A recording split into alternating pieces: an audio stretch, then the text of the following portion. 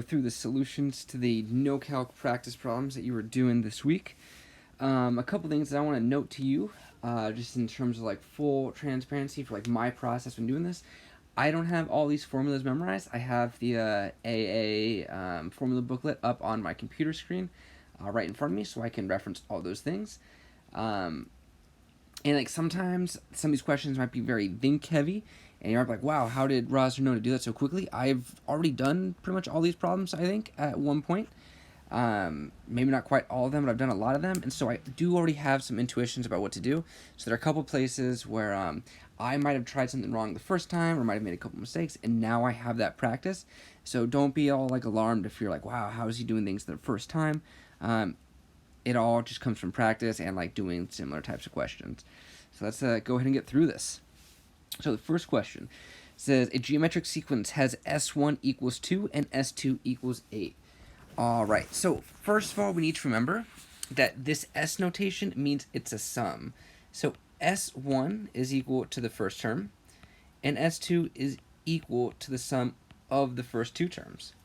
So right away, we can see that if S1 is equal to U sub 1 and S1 is equal to 2, then the U sub 1 is equal to 2. And that means that if S2 is 8 and is equal to 2 plus some number U sub 2, then that means that 6 is equal to U sub 2. Now this is important because A asks us to find the common ratio R. And R is equal to the ratio of U sub n plus 1 divided by U sub n. In other words, any term divided by the term that came right before it. In this case, we know that U sub 2 is 6 and U sub 1 is 2, and that means that R is equal to 3. Now, for the 20th term, we need to know that U sub n for a geometric sequence is equal to that first term times that common ratio raised to the n minus 1 power. Since we already know what R and U sub 1 are, let's say that U sub n is equal to 2 times 3 to the n minus 1, and now we want to find U sub 20. It should still be U sub n. Then U sub 20 is equal to 2 times 3 to the 19th power, and there's nothing else that we can do. The IB would not expect you to evaluate 3 to the 19th power and then multiply that by 2. That is completely unnecessary to try to do. It's going to be such an awfully large number that it's not really worth your effort trying to even get through that. Well, done. All right, we need to show the sum of the first 40 terms of the series, ln2 plus ln4 plus ln of 8 plus ln of 16, so on and so forth, is 820 ln of 2. Oops, sorry about that. This is a little bit of an odd one. So I want to start by noting that U sub 1 is equal to ln of 2. U sub 2 is equal to ln of 4. U sub 3 is equal to ln of 8. U sub 4 is equal to ln of 16. And let's see if we can figure out what our pattern is here. Because at this point, I don't even know if this is geometric or arithmetic. So this tells me, using some exponent properties I know, that this is ln of 2 squared. And using my log properties, that means that this is equal to 2 ln of 2. Okay? Let's keep going. Ln of 8 is ln of 2 cubed, which is equal to 3 ln of 2. Ln of 16, maybe you see where this is going, is ln of 2 to the 4th, which is equal to 4 ln of 2. So how do you go from 1 of something to 2 of something to 3 of something to 4 of something? What am I adding each time? Well, I'm adding that same exact something. I'm adding ln of 2. I'm adding ln of 2. I'm adding ln of 2 each time. And so that tells me right away that U sub 5 means I'm going to take this 4 ln of 2 and add another ln of 2 and get 5 ln of 2. All right, so now I can see what kind of sequence I have. I have an arithmetic sequence because I'm adding the same amount each and every single time. And in this arithmetic sequence, I know that my U1 is equal to ln of 2, and I also know that my common difference, the number that I add or subtract each time, is also equal to ln of 2. So now I'm going to look in my formula booklet, because rest assured, I don't have all these sum formulas memorized, because I got lots of better things to think about. And we're going to start filling this out. So just the formula itself is that the sum of the first n terms of an arithmetic sequence is given by n over 2 times 2 u sub 1 plus n minus 1 d. And now we can start plugging things in. We're looking for the first 40 terms, so n is 40. So we're looking for s sub 40, which is 40 over 2 times 2 u sub 1 was ln2 plus that's 40 minus 1 times my common difference, which was also ln2. Simplifying this, that's 22 ln2 plus 39 ln2. Simplifying further, that's 20 times 41 ln2. And if we do 20 times 41, what do you suppose we get? We get 820 ln2. So don't let the show questions get in the way. Just go through it normally, and then they just give you a way to fact check. Because sure enough, I got the same exact thing that I was supposed to get. God, I'm good at math. Let's move on. This one's a little bit tricky, I think. Not in any sort of calculations, but just in thinking about how exponentials and logarithms work together and kind of simplify each other. So let's get at this. So for part A, we're doing f of g of x, which I always write as f of g of x because it just helps me out, which means that I'm taking my f function, b e to the x, and instead of x, I'm going to substitute in ln of bx. Now, this is where things get weird. I got to remember that ln bx is equal to the number I raise e2 to get bx. And so if I'm raising e to the number that I raise e2 to get bx, that means that e to the ln of bx is just equal to bx. And that's how I'm going to simplify this. This turns into b times x, which is b squared x. And that's it for part A. Part B, we're going to do some similar kind of work. But we're going backwards. G of f of x. This time is g of f of x, written this way. Which means I'm taking my g function, which is ln b. And instead of x, I'm going to put in b e to the x. Let's simplify a little bit. That's ln of b squared e to the x, which is equal to ln of b squared plus ln of e to the x. And we just saw over here that ln b to the x is equal to the number you raise e2 to get b to the x. Well, ln of e to the x is the number that you raise e2 to get exactly that, just x. So this is 2 ln of b plus x. To simplify, to remind us about this, this ain't e to what power is e to the x?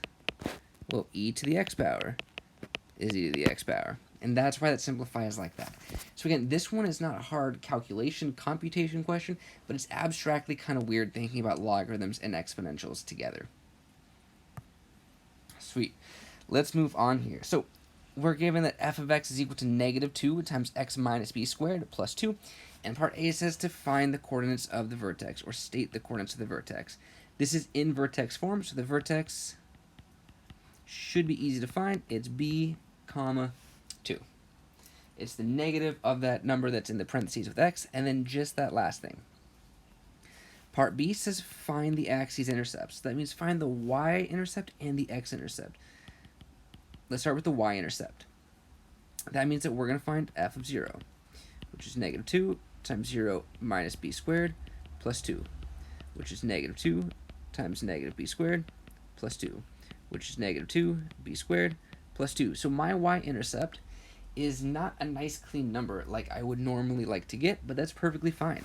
It's the point 0, comma, negative 2b squared plus 2. Now for x-intercepts, that means that f of x is equal to 0.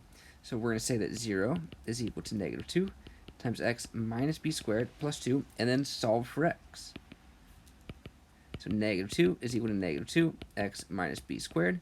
Dividing both sides by negative 2, that gets 1 is equal to x minus b squared. By taking the square root of both sides, we can see that plus or minus 1 is equal to x minus b, which tells me that x is equal to b plus or minus 1. So my x-intercepts are the points b plus or minus 1, comma 0. So I finished A and B. And in part C is where things get pretty weird. I want to be completely honest with you. So let's sketch a graph of this thing really quickly. There's my point b comma 2. And my graph looks something like this. Let's note that this is rough sketch. It's not very good. That's okay. So for part C, it says the graph of function g is obtained by translating the graph of f vertically through b units. We want to know for what values of b will the graph of g have exactly one x-intercept, no x-intercepts, and then pass through the origin. All right. Well, let's first note that then g of x is equal to f of x plus b. In other words, it's equal to negative 2 x minus b squared plus 2 plus b. So this is the equation that we're working with. Now, if we want to have exactly one x-intercept, that means that the vertex needs to be on the x-axis. And this thing right here is what gives me the y value of my vertex. So I know that 2 plus b needs to be equal to 0, which tells me that b needs to be equal to negative 2. All right. For part 2, we're looking for no x-intercept. That means that we need to subtract enough from this original graph up here to make the vertex end up somewhere down here. Well, if we had b equals negative 2, that brought us all the way down to the x-axis, and so I need anything that's even smaller than negative 2. So if b is anything less than negative 2, we should be good. Like if b was negative 3, that would put my vertex right down here at negative 1. If b was negative 7, it would bring it, down here. So anything that's a smaller number than negative 2. And then part 3, if we pass through the origin, that means that 0, 0 is a solution. So let's take our thing for g of x, and let's plug 0 in for x and y. That's going to get us that 0 is equal to negative 2 times 0 minus b squared plus 2 plus b, where 0 equals negative 2 b squared plus 2 plus b, where 0 is equal to 2b squared minus b minus 2. I did that by just switching the signs of everything, and this is a quadratic that is not factorable, and so I'm going to use the quadratic formula. Our a term is a little weird to use here, is 2, the b term is negative 1, and the c term is negative 2. Please note that this b that I just wrote down here is not the same as the b's up there.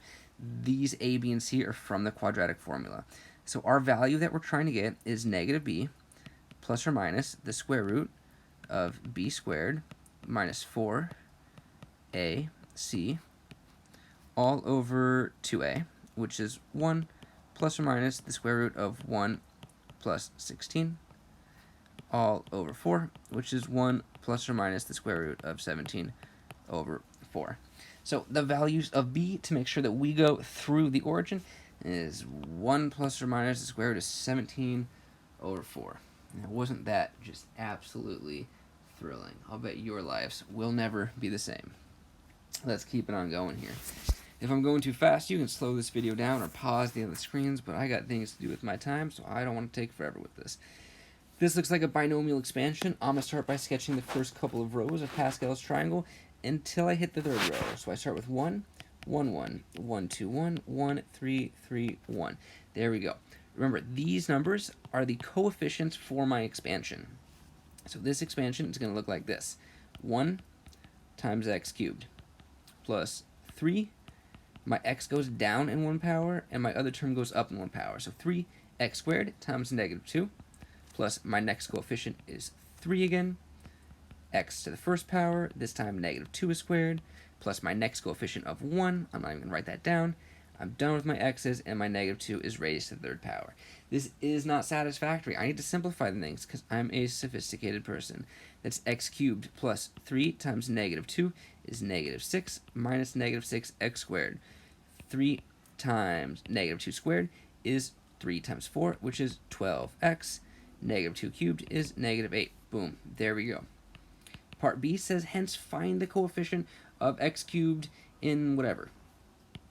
In whatever is this, 3x squared minus 7 times x cubed minus 6x squared plus 12x minus 8. Now, one thing you could do is you could try to go through this entire thing and then find the right term. However, if you're like me, that sounds like not a good thing to do with your time. So let's instead just sketch out our area model. We got 3x squared minus 7. We got x cubed minus 6x squared, 12x, and negative 8. Let's just start thinking about what these terms are going to be. This first box has x squared times x cubed, which is not x cubed. The one below it, though, is negative 7 times x cubed, which is negative 7x cubed and is useful. Moving over, x squared times x squared is x to the fourth, so I'm not interested in that box. Negative 7 times x squared is also x squared. I don't want that. Right here, though, I get 3x squared times 12x is something useful. That's an x cubed term, and so I'm going to erase that circle I just put in there. And I'm going to say that that's 36x squared. That's not useful, that's not useful, that's not useful. So I have negative 7x cubed plus 36x cubed for a grand total of 29x cubes. Boom. Done. Consider the following function. F of x is equal to the square root of 1 minus 2x. Notice how some of these are really quick and easy, and some of these are not that. This is one of those really easy ones, in my opinion. F of 0 is equal to 1. B, find f of negative 4. Means I'm doing the square root of 1 minus 2 times negative 4, which is the square root of 1 plus 8, which is the square root of 9, which is equal to 3. For part C, it's looking for the domain. You cannot take the square root of negative things.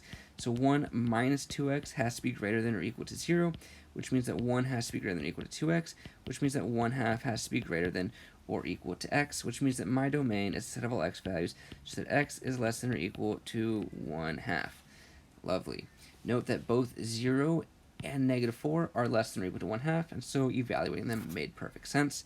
For part D, it's asking about the range. Since this graph has not been shifted up or down, it's just the basic range of a square root function, which is always that the y values are greater than or equal to 0, because you can take the square root of 0 and get 0, but you can't take the square root of anything less than 0, and the square root of any positive number is just a positive number. Fantastic.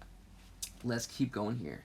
This one is a cool one, I think. It's got a lot of good thinking and not a lot of calculating, because there are no numbers in here except for the exponents. So it says, consider the graphs illustrated. Copy and complete the following table by indicating whether each constant is positive, negative, or 0. Let's get started with the easy ones. This graph opens up, so A is positive. This graph opens down, so D is negative. Whew, that was easy to do. Now, let's think. This C value is my y-intercept, which is positive for A, which means, or for f of x, which means that C is going to be positive. And over here, my y-intercept is equal to 0. So that means that h is going to be equal to 0. Now, when I first did this, I was thinking, like, how am I supposed to figure out about B and E? And then I remembered that our vertex is given by negative B over 2A. Our vertex for both of these is positive. This is the x value of vertex 2. So it's positive for both of these cases. So let's look at f of x. It's negative B over 2A, and that has to be positive. Well, A we already said is positive, so we have a negative something over a positive, and we need this to turn out to be positive. Well, a negative over a positive isn't going to work out. It has to be a positive over a positive, which tells me that this b term has to be negative.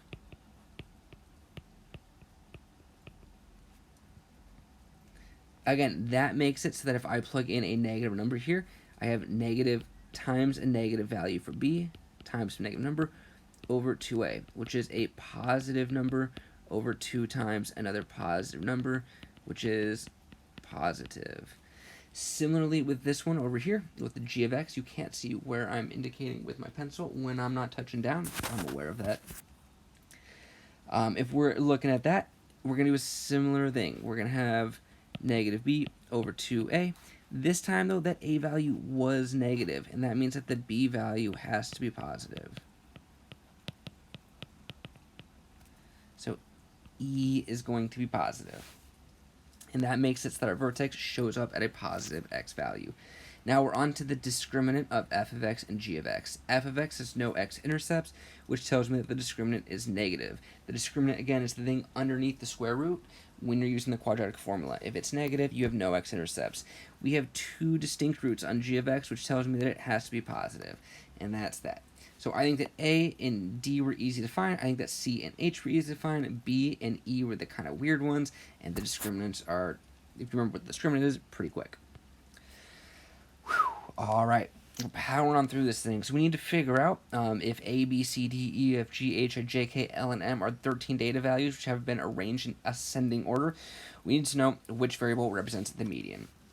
So A, B, C, D, E, F, G, H, I, J, K, L, M.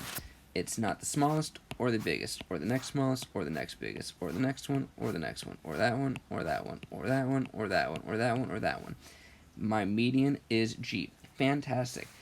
For the range, that's the biggest minus the smallest.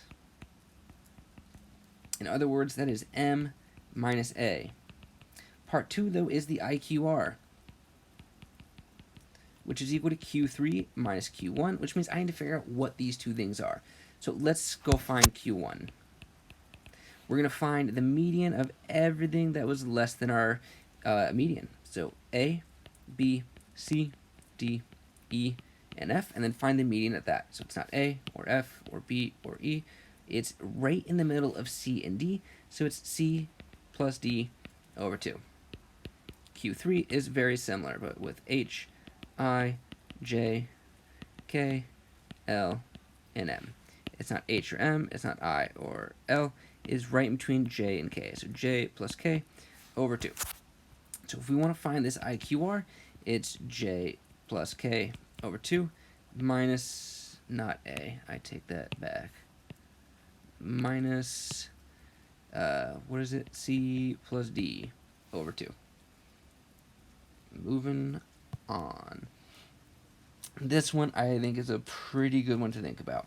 So if we have a data set, ABC, the mean is 17.5, the standard deviation is 3, we need to figure out what happens to the mean as we change the data set and what happens to the standard deviation. Well, let's just consider random data points, not these ones. Let's say we have 1, 2, and 3. Well, the mean here is equal to 2. Let's double all of them and just see what happens. We get 2, 4, and 6, and now the mean is 4. I think I see a trend, but let's just see what happens for sure. Let's triple these. We get 3, 6, 9, and now the mean is equal to 6. So it looks like if I multiply every value by the same thing, then I multiply my mean by that thing. Okay. What happens? So that helps me out with this first one. So that means I get 17.5 times 2, and that's 35. What happens if I add the same amount, though? Let's go ahead and clear out these guys. And this time we're going to add the same value. Let's add 2. Why not? We'll get 3, 4, and 5. My mean is 4. Okay? Let's add 4 to all of them this time. We get 5, 6, 7. My mean is 6. So it looks like if I add the same amount, then my mean goes up by that same amount. So if I'm adding 2, adding 2, adding 2, then I'm going to add 2 to my original mean and get 19.5. In this case down here, I'm multiplying by 3 and then adding 5. So I'm going to take 17.5 times 3 and then add 5. That's 52.5 plus 5, which is 57.5. All right. Now, for the standard deviation column, we want to think about how spread out does this data get. So let's come back over to our fictional data sets. If we have 1, 2, and 3, and then I multiply everything by 2, and get 2, 4, 6, is my data more spread out than it was before? It seems like it. The range is bigger. If I multiply them all by 3 instead, and I get 3, 6, 9, they're even more spread out. It's getting even further apart. That's good to know. If we come over to this other side of the table, though, I'm going to start adding the same thing. If I add 2, I get 3, 4, 5. Well, those are all still exactly the same spread as they were before. There is larger numbers. If I add 12 to all of them, I'll get 13, 14, 15. Again, they're the same spread. It's always just consecutive numbers. So multiplying is going to change my standard deviation, but adding is not. So if we're going to fill out this table, then multiplying each of our data points by 2 is going to make our standard deviation get twice as big. They're going to be twice as far apart. However, adding 2 isn't going to change anything at all. And then multiplying by 3 is going to make the standard deviation get 3 times larger, but adding 5 will do nothing. So it's just 3.2 times 3, which is 9.6. Again, this one's not a lot of calculations, but thinking. So if it helps you to make up your own fake data sets like I did, then please go ahead and do that. It's not cheating in any way, shape, or form. It's a good test-taking strategy. Moving on. All right, we're going to approach this one in 2 different ways. The first way is by noting that if f of x is quadratic, then that means that f prime of x is linear. And if f prime of x is linear, then f double prime of x has to be a constant function. That's one thing to bear in mind. Let's also note that if f of x is increasing, that means that f prime of x is positive. If f of x is decreasing, that means that f prime of x is negative. So I note that right here is where my vertex is. And so that's where my graph of the derivative is going to switch. On this side right here, f of x is positive, which means that my derivative needs to be, you guessed it, positive. And so I'm going to end up with something along these lines here for my derivative. Sure enough, f of x is increasing, so f prime of x is positive. As soon as f of x switches to decreasing, my derivative is negative. Let's switch over to a different color for the second derivative. Again, if my derivative, f prime of x, is decreasing, then f double prime of x has to be negative. So I'm going to have a negative line somewhere around here. And this is one method we can go through. Let's take a look at doing a slightly different approach, and that's just making up a generic equation, which is that f of x is equal to ax squared plus bx plus c. That means that f prime of x is equal to 2ax plus b, and f double prime of x is equal to 2a. Now, a couple things to note. A is negative. So, if a is negative, then that means that this is a negative constant, which is in fact exactly what I have. It's a negative constant. If we look at this, that means that this is a decreasing straight line. And in particular, we can see that this is the point negative b over 2a, and our y-intercept is given by b from the original quadratic. I don't know if those labelings are necessary or not, but you should be able to figure out that the derivative is a decreasing straight line and the second derivative is a negative constant. Fantastic. Let's keep on going through this. I like the green ink, I think. Oh, this is a good one. I remember this. All right, so for the function g of x, the sign diagrams for g prime of x and g double prime x are shown alongside. There and there. You can't see where I'm pointing with my pen. I don't know why I keep doing that. The point A, 0, 2, B, 2, 0, and C, 4, negative 2 are all on the graph of g of x. All right. We need to sketch this thing. Now, it's a little bit tough, I think, but it's not undoable. So what do we know about g of x? Well, it's decreasing until x equals 4. So it should be going down, but it's concave up until x equals 0, and then down until x equals 2. So that's the first thing that I'm going to go through. I'm going to try to get my graph to be decreasing, but concave up, up until x equals 0. So it's decreasing, but concave up. At 0, my concavity switches to be down until I hit 2. Now it's down. And then it's concave up again until x equals 4. Note, this entire time, my graph is decreasing. This looks terrible, by the way, and that's fine. Then, g of x increases after x equals 4. And it's still concave up. So I'm going to make sure I'm increasing, and sure enough, it's still concave up. Now, over here, it says labeling the stationary point. So your stationary point means that your derivative and second derivative are both equal to 0 at the same time. That happens when x is 0. Boom. That is my stationary point.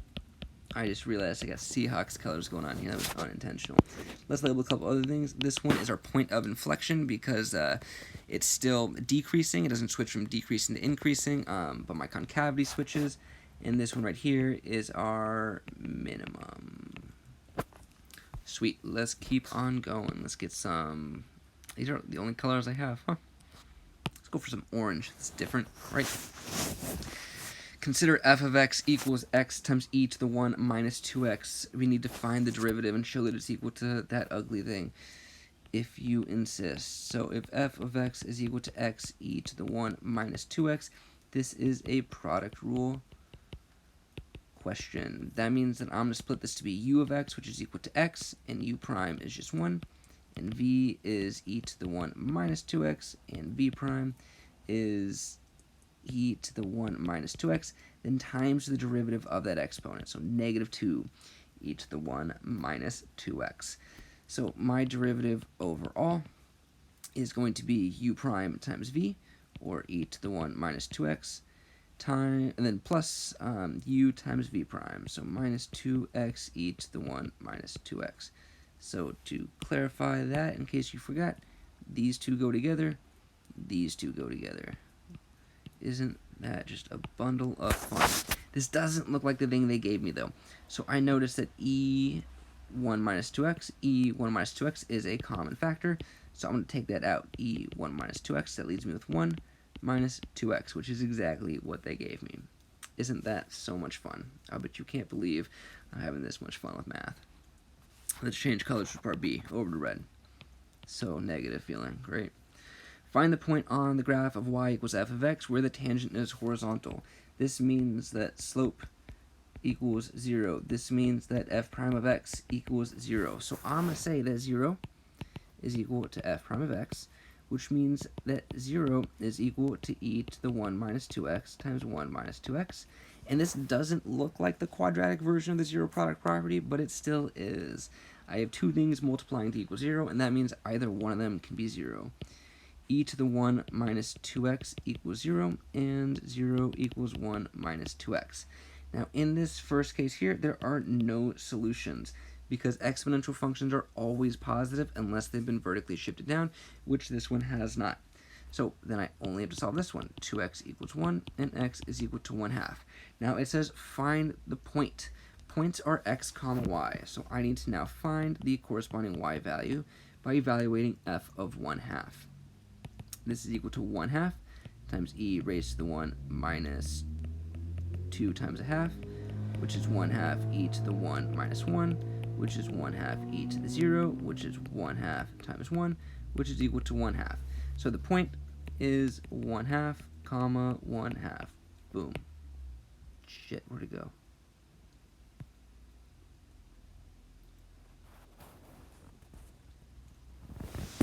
I have no idea what just happened there.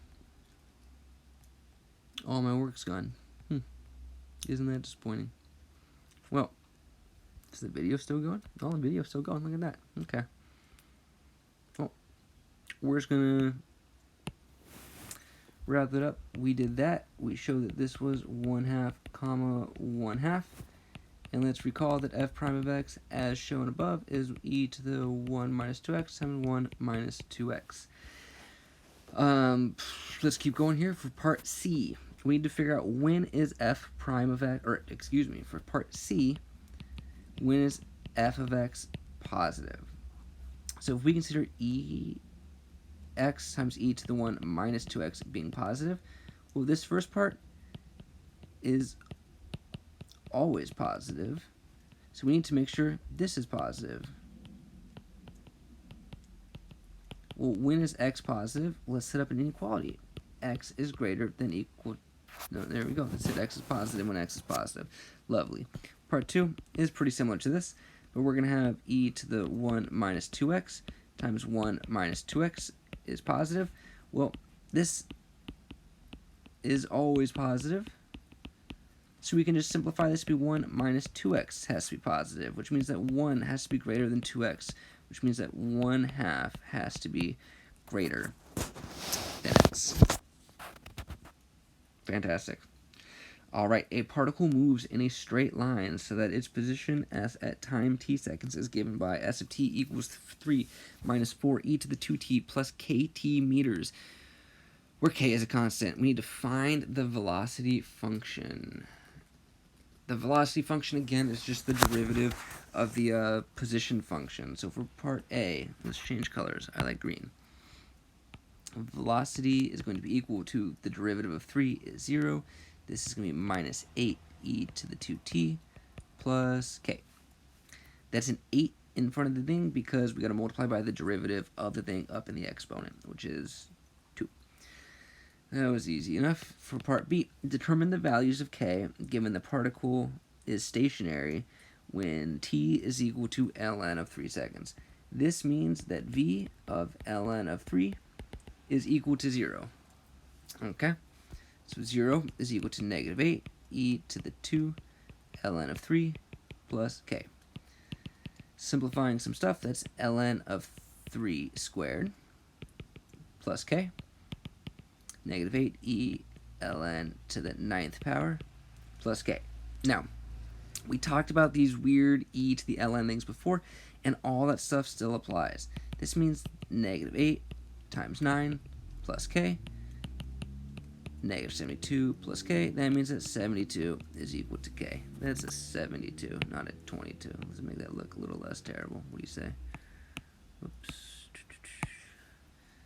72 is equal to k. Done.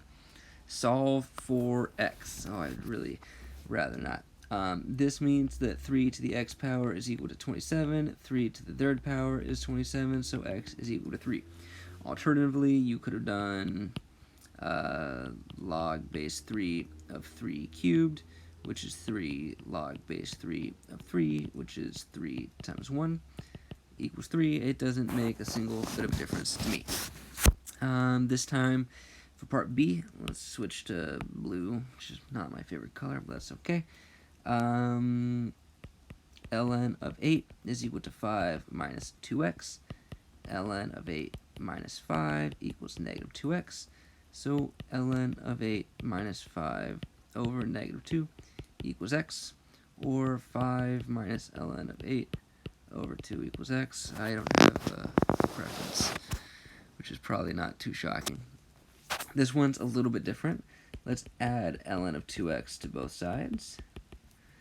Ln of x squared minus 3 equals ln of 2x. Since they're both logs of the same base, these two things have to be equal to each other. Just like if we had 3 to the x equals 3 to the 7, the two exponents have to be the same. If we have two logs equal to each other, the two things inside the logs have to be equal. X squared minus 3 then is equal to 2x. That means we have x squared minus 2x minus 3 equals 0, which is x minus 3 times x plus 1 equals 0. X equals 3, x equals negative 1. Now, we got to be careful. Are both of these things inside the domain? If we find ln of negative 1 squared minus 3, that's equal to ln of 1 minus 3, which is equal to ln of negative 2, which is no good. That negative 1, that's supposed to be an arrow pointing at it. That is terrible. Let's try that again. Did I see different? Oh, that's extraneous. Lovely.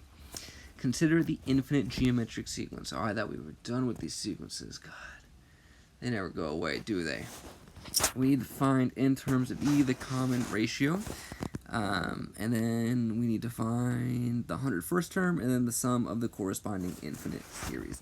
That sounds like a blast to me. So, A, that common ratio, R, is equal to U sub n plus 1 divided by U sub n. So you choose your favorite two terms that are right in a row, and then divide them. If we do 1 over E divided by E, that's 1 over E times 1 over E, which is 1 over E squared. Well, let's try this with two different terms to see if we get the same thing. We'll do 1 over E cubed over 1 over E. Well, that's 1 over E cubed times E over 1, which is E over E cubed, which is equal to 1 over E squared. All right, I am convinced that R is equal to 1 over E squared. Lovely. Part B is find the 101st term. Okay, so that means that we need to write our general rule. U sub n is equal to U sub 1 times R to the n minus 1. In this case, U sub n is equal to E times 1 over E squared to the n minus 1.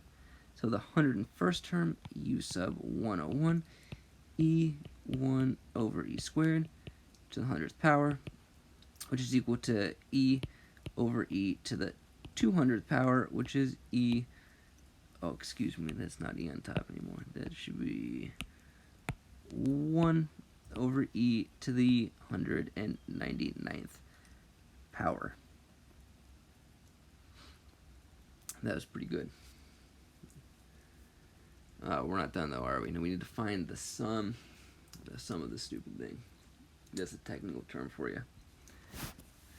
Let's change colors here so that when things get all messy. Oh, I don't want to do the Seahawks thing again. It's going to be black. I don't know if you knew this about me, but I wear a lot of black clothing. In fact, I'm head to toe in black right now. I'll bet that's totally shocking to the 7 of you listening at home. All right, the sum of the corresponding infinite series. And let's go find that one here. The sum of an infinite geometric series. There we go. S sub infinity is U sub 1 over R minus 1, and that means that R has to be a small number, which 1 over E squared is. Let's start plugging things in.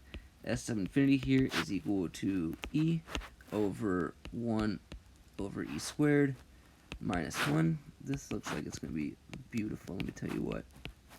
1 is really E squared over E squared, so that means that our sum is E over 1 minus E squared over E squared, which is E multiplying by the reciprocal at the bottom, E squared over 1 minus E squared, and I got E cubed over 1 minus E squared. Now, if that's not your favorite number, you must be really picky about your numbers.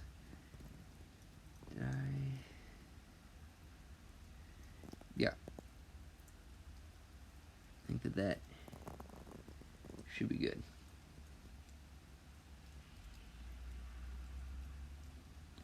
You know what? I think I made a little mistake here, didn't I? 1 minus e squared. No, I think I'm right. Okay. Moving on. Let's go green this time. No blue on the screen. Use the formula n choose r equals n squared over r, not n squared, excuse me, n factorial. I can read, I assure you. N factorial over r factorial times n minus r factorial to evaluate 6, choose 2. Great. So that means that we're going to have, I forgot I changed it to green, 6 factorial over 2 factorial times 4 factorial. That's 6 times 5 times 4 factorial over 2 times 4 factorial. Cancel, cancel. 30 over 2 is equal to 15. Alright, part B. Hence state the value of 6 choose 4. Well, 6 choose 4 is going to be a shockingly similar thing, except it's 4 factorial, 2 factorial. Multiplication's commutative. Oh my goodness, it's also equal to 15. Now C is really throwing us a bone here. They're saying that 6 choose 3 is equal to 20. And then we have to use that to help us with this expansion. Well, how is that helpful? Well, let's please remember that 6 choose 0 is always 1. 6 choose 1 is 6. We just figured out that 6 choose 2 was equal to 15. They're telling us that 6 choose 3 is equal to 20. We figured out that 6 choose 4 is equal to 15. We know that 6 choose 5 is equal to 6. And 6 choose 6 is equal to 1. Great. That's all from Pascal's triangle, so let's do this expansion. Oh, we gotta simplify it too. Isn't that nice? So x minus 2 to the 6th power is going to be equal x to the 6th power plus 6 times x to the 5th power times negative 2 plus 15x to the 4th power times negative 2 squared plus not 30, that should be a 20, plus 20x cubed negative 2 cubed plus 15x squared negative 2 to the 4th plus 6x negative 2 to the 5th plus negative 2 to the 6th power. Ooh, the simplified part's really going to kill me here. Let's figure this out. That's x to the 6th. 6 times negative 2 is negative 12. X to the 5th. 15 times 4 is 60. X to the 4th. 20 times 8 is 160 minus 160 x cubed. 15 times 16 is, oh, I feel like I should know that off the top of my head. 225 plus another 15 is what, 240? Am I getting that right? I'm the worst math teacher ever. Look at me, can't even do this in my head. Should just give up. Yeah, it was 240. I was right. I'm just kidding. I can do this in my head. I'm so smart. Best math teacher ever. 6 times 32. That's 180 plus 12 is 192. And then that's 64. Oh, one of these should be negative. This one should be negative. Then plus 64. Look at that. Wasn't that fantastic? We are almost done. I can't believe it. I haven't made it this far in the practice, I'll be honest with you. This is my first time doing this one. And the last one. I don't know which one came before that. I hadn't done that one yet either. I hadn't done that one. I had done that one. Okay. Anyways, where are we at? So the examination marks for 200 students are displayed on the cumulative frequency graph shown. The pass mark for the exam was 30. Okay.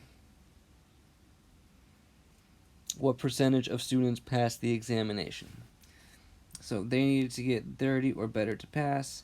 There's 30. It looks like 60 folks got 30 or below. So let's see.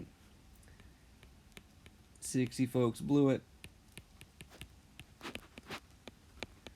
which means that 140 folks did it right. What amount passed then? We got 140 over 200, which is 70 over a Hunsky, which is 70%. That was lovely. Part B, a box plot for the examination is as shown. Someone got a 0. That is utterly unbelievable.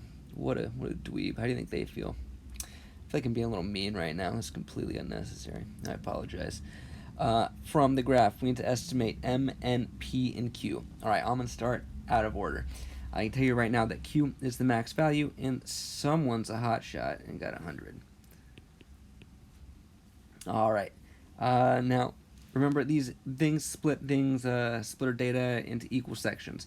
So there's 50 kiddos right there, 50 in there, 50 kids right there, and 50 kids right there. Maybe they're adult students. I don't know. So we're going to go up to 50 and estimate their score. That looks like a, I don't know, around like 20, 27, 28, 29. I don't know. I'm going to go with 29. You choose something else. Or you follow my lead. I don't really have too much of a preference about that, you know. Sometimes it's good being independent, and sometimes it like makes sense to do what someone else said. I don't know. N means we're looking for 100 folks. Let's go up to the 100 mark. That's like what? 35. P means we're looking at 150 folks. That's like 41. Wow, a lot of people didn't do too good on this one, huh? And then a big jump right there. You're trying to be in that last little bit between P and Q. Good luck. All right. Consider this lovely looking function. I cannot wait to show you that the inverse of f of x is equal to this ugly thing. Just to remind you how to find the inverse. It means switch x and y. So we have y equals e to the 3x minus 4 plus 1. We're going to switch x and y. So we're going to have x equals e to the 3y minus 4 plus 1. And then we need to solve for y. So x minus 1 equals e to the 3y minus 4. This looks like a logarithm thing to me. So ln of x minus 1 is equal to 3y minus 4. ln of x minus 1 plus 4 is equal to 3y. Divide everything by 3, and y is equal to ln of x minus 1 plus 4 over 3. And that is exactly what was up there ahead. And then part B, calculate the inverse of f of 8 minus the inverse of f of 3. Then give your answer in the form a, L, and B, where A and B are this. This means a positive rational numbers. The double R is reals, the double Q is quotients. Alright, let's do this. F negative 1 of 8 means ln of 8 minus 1 plus 4 over 3. F negative 1 of 3 is ln 3 minus 1 plus 4 over 3. That's what? Ln 7 plus 4 over 3. Ln of 2 plus 4 over 3. Okay, so if we're doing f negative 1, 8 minus f negative 1 of 3, we're getting ln 7 plus 4 over 3 minus ln 2 plus 4 over 3, which is ln 7 plus 4 minus ln 2 minus 4. That's distributing the negative. All of 3, gone and gone. ln 7 minus ln 2 over 3. Using our logarithmic properties, this is 1/3 ln 7 halves. That wasn't too bad, and we are done. Well, I hope that some of this made sense to you, some of it was helpful.